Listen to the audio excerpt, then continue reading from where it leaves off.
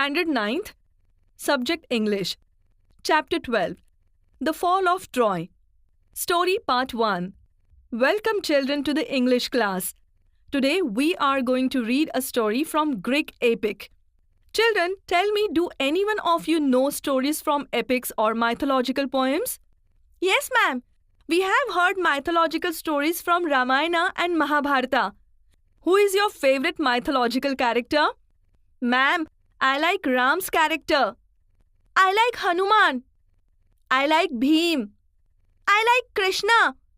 What do you like about them? Ma'am, I like Ram because he keeps the promises given by him. I like Hanuman because he is very brave. I like Bhim because he is very strong. I like Krishna because he is very intelligent. Who is your favorite warrior? Arjun. Rani Lakshmi Bai. Chhatrapati Shivaji Maharaj.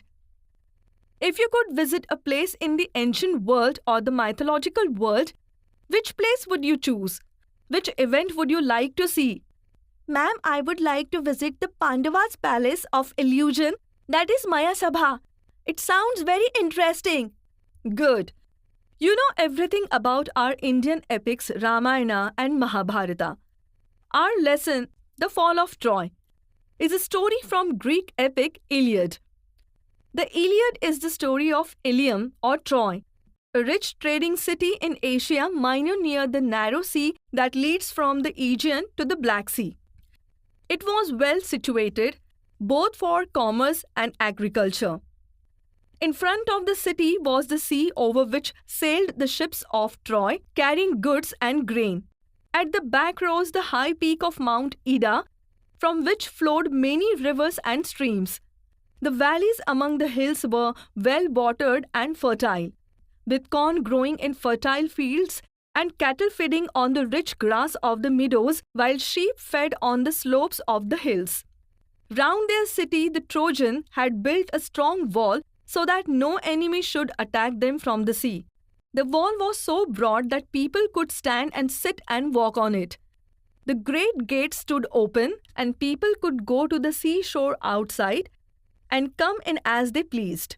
But in time of war, the gates would be closed, and then the city was like a strong fortress, quite safe from all attack, protected by the wall surrounding it, as well as by the hills behind. Thus, Troy was a strong city, strongly protected by its walls and strongly defended by its brave soldiers. But all the kings and heroes of Greece had declared war against the Trojans, because Paris, a prince of Troy, had persuaded Helen, wife of a Greek king Menelaus, to elope with him. He had brought her to Troy. The Greeks wanted to take revenge on Troy for the wrong done to Menelaus. They sailed to Troy and laid siege to the city. The Trojans too fought hard, and the siege continued for 10 long years. The fighting went on daily, but the siege did not end. On the one hand, the Greeks could not take the city, and on the other hand, the Trojans could not force them to sail away. Every day the Trojans came out of their gates, and the Greeks came out of their tents and ships, and the fighting went on. Sometimes there were great battles between the two armies. Sometimes there were single fights between two great heroes. Sometimes the Trojans had the better of it, and sometimes the Greeks. But still the fighting went on. Great heroes on both sides were killed in the course of the war. After leading the defense of his city for 9 years, the brave Hector was at last killed by Achilles, whom none could resist. But Achilles himself was killed later on by a poisoned arrow that entered his heel, the only part of his body where he could be wounded. Still later, Paris himself was killed also by a poisoned arrow. The Trojans were tired of being shut up in their city, and the Greeks were longing to see their homes again. But still the fighting went on. So children, by this we come to the end of the first part.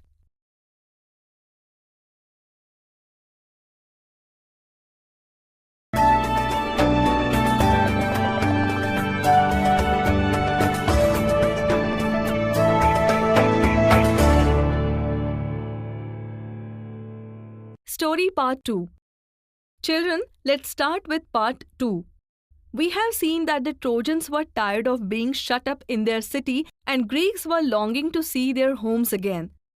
But still the fighting went on. At last, Troy was taken not by force but by a trick. It was the cunning Odysseus who thought of a plan to obtain the victory. "Let us build a great wooden horse," he said, "big enough to hold men inside it, and let some of our best fighters hide in the horse. Then let us burn our tents and pretend to sail away in our ships. But instead of sailing away, they will return in the night. When the Trojans are asleep, they will attack the city and burn and kill." The Greek leaders decided to follow the advice of the wise Odysseus. So a great horse of wood was made by a skillful engineer, and the greatest heroes, Menelaus, Odysseus himself, and others entered it. The last man to go in being the architect himself, who knew the secret of opening and shutting the entrance. That evening, the Greeks burned their tents and sailed away in their ships. But they did not go very far. Only one man was left behind to persuade the Trojans to drag the horse into their city. Next day, the Trojans woke up expecting to go out and fight as they had done for the past 10 years. What delight and surprise they felt at the sight they saw on the seashore outside the walls! It seemed that the long siege was over at last. The tents had been burned. The shore was deserted. The Greek ships had all gone. "It's peace at last," they cried, and opened wide their gates and came out in large numbers on the plain, glad to be free again to go where they pleased. Then they saw on the sands the huge wooden horse. They gathered round it in astonishment, for it was indeed a wonderful piece of work. As they were wondering how the horse had been built and why it had been left behind, they found a Greek with his hands tied together lying under it. When the Trojans dragged him out, the man pretended to be very frightened of them. When he was commanded to tell them why the Greeks had gone and why they had left this horse behind, he pretended to tremble very much and refused to speak.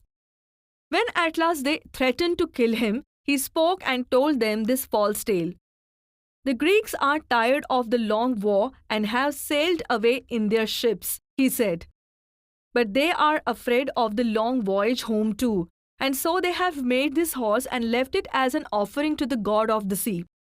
They wanted also to kill me and offer me as a sacrifice to the sea god, but I escaped and hid from them." "But why did the Greeks make such a huge horse?" some of the Trojans asked.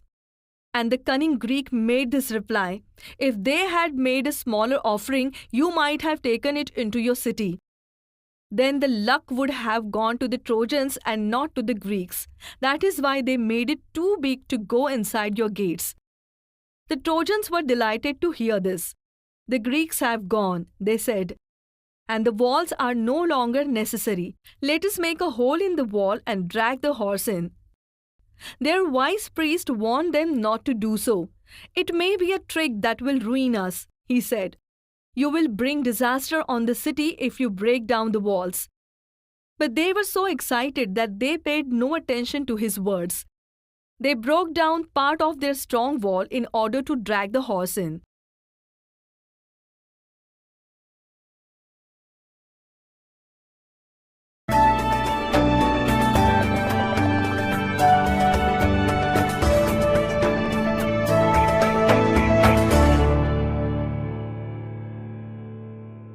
Continue Part 2. All that day the Trojans feasted and drank and celebrated. After all their celebrations, they went to sleep and slept soundly. But that day of rejoicing was soon followed by a night of terror and death. The Greek ships had not sailed far. As soon as they were hidden by an island, they had lowered their sails and dropped anchor and waited for the night. In the darkness, the fleet sailed back, and the leading ship, which was Agamemnon's, bore a red light high on its mast. The Greek, who was watching for the return of the fleet, crept off the wooden horse and gave the signal. The side of the horse opened. The Greeks climbed out and opened the gates. The whole Greek army entered the sleeping city. Immediately, the Greeks set fire to houses and towers and places and began to burn and kill. Troy was filled with the sight of leaping flames and the sound of shouting and the noise of weapons and the cries of weeping women.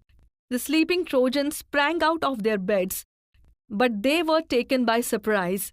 Their enemies were right inside their walls, and many of the Trojans were killed before they could put on their armor and seize their weapons.